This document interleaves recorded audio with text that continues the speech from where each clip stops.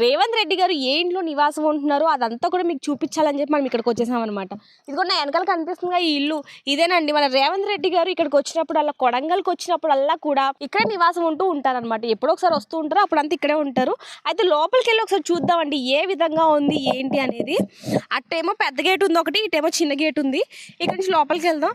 మీరు చూస్తే నమ్మరండి, ఇక్కడ నుంచి చూస్తే మొత్తం విశాలంగా ఉంది. అసలు ఎవరైనా పార్టీ కార్యకర్తలు కానివ్వండి, ఎవరు వచ్చినా సరే ఇక్కడ పెద్ద పార్కింగ్ లాగా, అంటే మంచి కూర్చొని గార్డెనర్ అటు చూడండి ఒకసారి, చిన్న చిన్న మొక్కలు చుట్టూ కూడా చిన్న చిన్న మొక్కలు, ఇక్కడ చిన్న గడ్డి. అంటే ఎవరైనా వస్తే వాళ్ళకి ఇబ్బంది అవ్వకుండా ఇక్కడ కుర్చీలు వేసి కూర్చోబెట్టి వాళ్ళతో మాట్లాడే విధంగా ఉందని చెప్పుకోవాలి. ఒక రకంగా చూసుకుంటే చూసారు ఎంత విశాలంగా ఉందంటే, ఎంతమంది కార్యకర్తలు వచ్చినా కూడా కలవడానికి వాళ్ళకి ఇబ్బంది పడకూడదు అన్న ఒకే ఒక ఉద్దేశంతో ఇలా కట్టారని చెప్పి ఇక్కడ వాళ్ళు మనకు చెప్పడం జరిగింది. ఇక్కడ చూసారు నిన్న మొన్న ఆయన సీఎంగా ఎంపిక అయ్యారు కాబట్టి ఇక్కడ వాళ్ళందరూ కూడా సంబరాలు చేసుకున్నారని చెప్పాలి. నిన్న మొన్న ఇందుక వాళ్ళు చెప్పారనమాట మనకి సంబరాలు చేసుకున్నారని చెప్పి. అయితే ఇదిగోండి ఇక్కడ కుర్చీలు అవన్నీ కూడా కనిపిస్తున్నాయి. అక్కడ పెద్ద బ్యానర్ కనిపిస్తుంది చూసారా, మన రేవంత్ రెడ్డి గారిది, సోనియా గాంధీ గారిది, అలా వాళ్ళందరివి కూడా బ్యానర్లు కనిపిస్తున్నాయి. ఇక్కడ ముఖ్యంగా మీకు ఒకటి చెప్పాలండి బాబు, ఏంటంటే ఈ చెట్టు కింద అరుగుంది చూసారా చిన్నగా, ఈ చెట్టు రేవంత్ రెడ్డి గారికి ఎంతో ఇష్టం అంట. ఎప్పుడైనా సరే ఏ కార్యకర్తలు కానీ ఎవరు వచ్చినా సరే ఆయన ఇక్కడ కుర్చీ వేసుకొని, ఈ చెట్టు కింద కుర్చీ వేసుకొని వాళ్ళతో మాట్లాడేవాళ్ళంటండి బాబు. చూసారు ఇక్కడ నుంచి చూస్తే మొత్తం కూడా ఇదంతా కూడా కనిపిస్తుంది కాబట్టి ఆయన ఈ ప్లేస్లో ఎంచుకున్నారని తెలిసింది. ఇది ఆయన స్పెషల్గా కట్టించుకున్నారంట. ఈ బండలు అవన్నీ కూడా, ఈ చెట్టును కూడా ఇక్కడ పెట్టుకోవడం ఇవన్నీ కూడా ఆయనకి చాలా ఇష్టం అంట ఈ ప్లేస్ అయితే. అయితే ఇక్కడ నుంచి ఎవరు వచ్చినా సరే ఇక్కడ కుర్చీ వేసుకొని వాళ్ళందరితో మాట్లాడడం కానివ్వండి, లేకపోతే వాళ్ళ సమస్యలను తెలుసుకోవడం కానివ్వండి, అన్నీ చేసేవారంట అండి బాబు. ఇక్కడ నుంచి చూస్తుంటే ప్రతి ఒక్కరు కూడా తెలిసిపోతుంది ఎక్కడ ఎవరున్నారు అంటే. చుట్టుపక్కల వాళ్ళందరినీ కూడా కవర్ చేయడానికి ఆయన ఈ ప్లేస్ని ఎంపిక చేసుకున్నారని చెప్పొచ్చు ఒక రకంగా చూసుకుంటే. చూసారా నీడగా కూడా ఉంది, ఒక రకంగా చూసుకుంటే చాలా బాగుందనే చెప్పాలి. అయితే ఇప్పుడు మెల్లగా లోపలికి వెళ్ళిపోదాం. లోపల ఎలా ఉంది ఏంటనేది నేను మీకు చూపించేస్తాను, వచ్చేసేయండి. ఇంట్లోకి అయితే వెళ్ళిపోదాం. లోపలికి డోర్ కూడా తీసే ఉంది. ఇప్పుడు ఇక్కడ ఇద్దరు పనులు కూడా ఉన్నారు, ఒకసారి వాళ్ళతో మాట్లాడదాం. రేవంత్ రెడ్డి గారు ఎలా ఉండేవాళ్ళు, ఇక్కడికి వచ్చినప్పుడు ఎక్కడ కూర్చునే వాళ్ళు, వీళ్ళతో ఎలా ఉండేవాళ్ళు అసలు అనేది కూడా ఒకసారి మనం తెలుసుకుందాం. అమ్మ నమస్కారం అండి, ఎలా ఉన్నారు? బాగున్నాం మేడం, బాగానే ఉన్నాం. మేము 13 సంవత్సరాలు అయింది మేడం. మా పేరు మాణిక్యమ్మ. ఇక్కడ 13 సంవత్సరాల నుంచి మీరు ఇక్కడే ఉన్నారు? మా ఫ్యామిలీతోటి మేడం ఇక్కడనే ఉన్నాం. రేవంత్ రెడ్డి గారు మీతో ఏ విధంగా ఉండేవారమ్మా? ఎందుకంటే అందరికీ అంటే మీకే ఎక్కువగా తెలుస్తూ ఉంటుంది, 24 గంటలు ఆయన పక్కనే ఉంటూ ఉంటారు కాబట్టి ఎలా ఉండేవాళ్ళు మీతో? మేడం మాకు సార్ అంటే ఒక దేవుడన్నా కలుస్తాడేమో కానీ సార్కి అంత బిజీ ఉంటుంది. కాకపోతే ఇక్కడ రాత్రి పొద్దుగల ఉదయం వచ్చినప్పుడు మాకు మాట్లాడతాడు. ఇంకా కొంచెం లేట్ అయిందంటే జనాలు ఊరికొస్తారు సార్ నుంచి. అమ్మ ఆయనకి మీరు ఏ కూర ఇష్టంగా చేసి పెడతారు? ఆయన ఏది కావాలని అడుగుతారా మిమ్మల్ని వచ్చి? ఏం అడగడు మేడం, మా ఇష్టంతో చేసి పెట్టిన కూర మంచిగా తృప్తిగా తినిపోతాడు. ఈరోజు చెప్పారా నాకు ఈ కూర చాలా ఇష్టం అండి అని? ఈరోజు చెప్పారా? ఏం చెప్పలేదు మేడం, ఏది చేసి పెట్టినా మేము తృప్తిగా తింటామని నన్ను అడగాల్సిన అవసరం లేదు. మీరు ఏది చేసి పెట్టినా మీకు ఇష్టమని చేసి పెట్టి మేము తింటామని చెప్తాను. మిమ్మల్ని ఏ విధంగా చూసేవారండి? ఇంట్లో మనుషుల్లా చాలా మంచిగా చూస్తాడు మేడం, అట్లా ఏం లేదు. మేము ఈ ఇంట్లో ఉన్నామంటే మా ఇల్లు అనుకున్నాం మేము, అంతే. సార్ వాళ్ళ ఇల్లు అని మేము అనుకోలేదు ఎప్పుడు. వాళ్ళు వచ్చినా కూడా ఇది మీ ఇల్లే కదమ్మా, మా ఇల్లు ఎందుకైతే మేము ఎప్పుడోసారి వస్తాము అని మాట్లాడతారు. కాబట్టి మీ ఇల్లు అని చెప్పి అంటారు. అయితే రేవంత్ రెడ్డి గారు రాగానే ఎక్కడ కూర్చునే వాళ్ళమ్మా? రాగానే ఇక్కడ కూర్చుంటాడు మేడం. ఇదేనా ఆయన కుర్చీ? ఇదే పెడతారు, కూర్చుంటారు, ఈ శోభల మీద కూర్చుంటారు. ఎవ్వరు ఏమైనా కూర్చున్నా జనాలు వస్తూనే ఉంటారు, అందరికి భుజాల మీద చేసి మాట్లాడతాడు మంచిగా.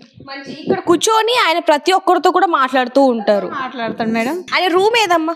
ఆయన రూమ్ పైన ఉంటుంది మేడం. ఇక్కడ ఆఫీస్ మేడం. ఇది ఆఫీస్. ఒకసారి ఆఫీస్ కూడా చూద్దామండి ఎలా ఉంది ఏంటి అనేది. ఒకసారి చూపిస్తారమ్మా? సరే చూపిస్తాం. రేవంత్ రెడ్డి గారు ఎవరైనా ముఖ్య నేతలు వచ్చినప్పుడు ఇక్కడికే వచ్చి వాళ్ళతో మాట్లాడేవారండి లోపలికి వచ్చి. ఇది ఏంటమ్మా బాల్కనీ? ఇది ఆఫీస్ మేడం. అది ఇట్లా ఎవరైనా వచ్చి పిఎల్ గిన్న వండుకుంటారు కదా అట్లా. రేవంత్ రెడ్డి గారిని కలవడానికి వచ్చిన వాళ్ళు ఇబ్బంది పడకూడదని ఇక్కడ చూడండి తలగళ్ళు, మెత్తలు, దుప్పట్లు అన్నీ కూడా ఇక్కడ ఉన్నాయి. అలాగే కుర్చీలు కానివ్వండి, సామాన్లు కూడా కూలర్లతో సహా. ఎండాకాలంలో ఎవరైనా వస్తే ఇబ్బంది పడకూడదు అని చెప్పి కూలర్లతో సహా ఇక్కడ మీరు చూస్తే అర్థమైపోతుంది మీకు. ఇదిగోండి కింద పరుపులు కానివ్వండి, తలగళ్ళు కానివ్వండి, అవన్నీ కూడా అరేంజ్ చేయడం అనేది జరిగింది. దీన్ని బట్టి చూస్తే అర్థమైపోతుంది. అక్కడ చూస్తే మీకు చేపలు కూడా ఉన్నాయండి. కప్పుకోవడానికి, చలికాలంలో కప్పుకోవడానికి దుప్పట్లు కానివ్వండి, చాపలు కింద వేసుకోవడానికి. అంటే ఎంతమంది వచ్చినా సరే ఇక్కడ ఇబ్బంది పడకూడదు అన్న ఆలోచన ఉన్నట్టుంది కదమ్మా ఆయనకి. సార్కి చాలా ఉందమ్మా ఆ ఆలోచన. ఇంకా ఇప్పుడు చలికాలం కాబట్టి 100 బెడ్షీట్లు అయినా సరే, పరుచుకునేటివి అయినా సరే, కప్పుకునేవి ఎవరు ఇబ్బంది పడొద్దు నా వెంబడి వచ్చిన వాళ్ళు అని చెప్పేసి సార్కి చాలా ఇష్టం. బాగా చూసుకున్నట్టున్నారు. చూస్తేనే అర్థమైపోతుంది ఇవన్నీ కూడా మేము ఎక్కడ చూడలేదు ఇలాంటివి. చాలా మంచిగా ఉన్నాయి మేడం, అంత పైన కూడా అంత మంచిగా ఉన్నాయి. సార్కి ఏం కొదవలేదు. సార్కి మాత్రము ఏది జనాలను ఆర్చి నేను తీసుకోవాలనే ఉద్దేశం లేదు. జనాల కొరకే నేను బతుకుతున్నామా, మీరు అంత క్షేమంగా ఉండాలని చెప్తాడు సార్. ఎవరైనా ముఖ్య నేతలు వస్తే ఇక్కడ మాట్లాడతారు. వాళ్ళు పడుకోవడానికి అవన్నీ కూడా ఇక్కడ ఏర్పాట్లు. ఇక్కడ మొత్తానికి పియ్యలు కానీ, ఇక ఇట్లా గనిమెన్లు కానీ, ఇక ఎవరు వచ్చినా ఇంకా సామాన్యమైన వచ్చిన వాళ్ళు కూడా ఇక్కడ వండుకుంటారు. ఒకసారి పైకి వెళ్దామమ్మ మరి. సో చూద్దాం పైన కూడా ఎలా ఉంది, ఆయన ఎక్కడ కూర్చునేవారు, ఎక్కడ ఆయన బెడ్రూమ్ ఉంది ఏంటనేది చూద్దాం ఒకసారి. చూపిస్తా మేడం తప్పకుండా. మీ ఇంటి సమస్యలను తెలుసుకునే వాళ్ళమ్మ ఆయన. తెలుసుకుంటాడు మేడం, చాలా తెలుసుకుంటాడు. మీరు ఇంట్లో ఎట్లున్నారు, ఏం కథ, అంత బాగానే ఉన్నారా, హ్యాపీ పిల్లలు ఉన్నారమ్మా? ఉన్నారమ్మా, ఒక కూతురు ఒక అబ్బాయి. ఎవరు చదివిస్తున్నారు? సార్ వాళ్ళే, ఇంకా ఆమె సార్ వాళ్ళే చదివిస్తున్నారు. మాకు ఆమెకు చదువుల పుల్లు ఉంటుంది. ఆమెతోన చూసి చాలా ఇష్టపడతాడు. నీవేదైనా నీ కోరుకో, నీ చదువు అయితే పూర్తి చేసుకోమ్మా, మేము ఉన్నాం కదా, రాజకీయం నేను రాకపోని నీకు చూపిస్తా చేస్తా అంటాడు.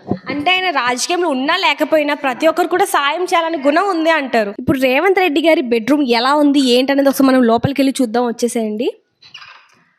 చాలా ప్రశాంతంగా ఉందండి. ఎలాంటి అంటే లోపల రాగానే చిరాకు అలాంటివి కాకుండా ఉండటానికి ఆయన చాలా ప్రశాంతంగా పీస్ఫుల్గా ఉండడానికి ఇలా కట్టించుకున్నారని చెప్పుకోవాలి. ఒకవైపు ఇక్కడ బెడ్ ఉంది, దాని ఆపోజిట్ ఒక టీవీ ఉందండి. ఆయన పడుకునేటప్పుడు కూడా ఎలాంటి వార్తలైనా సరే చూడడానికి ఒక టీవీ ఒకటి. అదేవిధంగా ఆయనకి ఇష్టమైన ఒక అభిమాని ఈ చేనేత సంఘం నుంచి ఇది ఒకటి ఇవ్వడం జరిగిందని చెప్పి మనకు ఒకరు చెప్పడం జరిగింది కింద.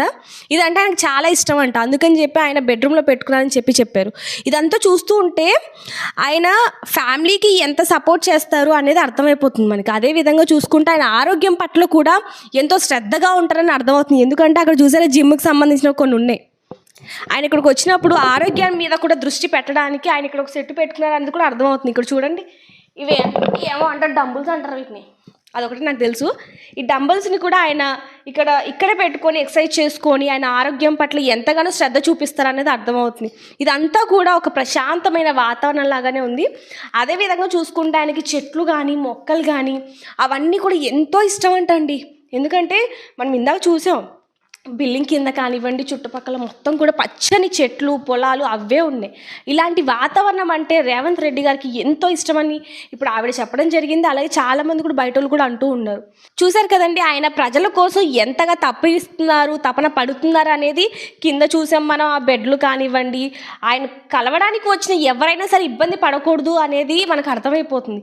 అదేవిధంగా ఎవరు వచ్చినా సరే, పెద్దోళ్ళు కానివ్వండి చిన్నోళ్ళు కానీ వచ్చినా సరే వాళ్ళకి మర్యాద ఇస్తూ వాళ్ళకి ముందుగా నీళ్లు టీ ఇచ్చేవారంటండి. ఆయనే వెళ్ళి స్వయంగా పలకరించేవాళ్ళంట.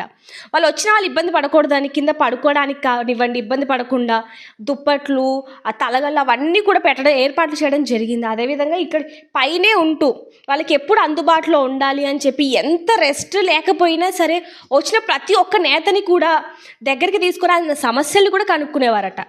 సార్ లేవంగానే బయట ఇటు అటు ఒక 10 రౌండ్లు వేస్తారు. 10 రౌండ్లు లేనికి ఇవ్వడంగా టైం ఇయ్యరు, జనాలు వచ్చి కూర్చుంటారు. మొత్తము జనాలు కూర్చుంటే ఇంకా జనాలను ఇబ్బంది పెట్టొద్దు కదా, నేను తిరుగుకుంటా అని చెప్పేసి వాచ్ చేసుకొని కిందికి వచ్చేస్తాడు.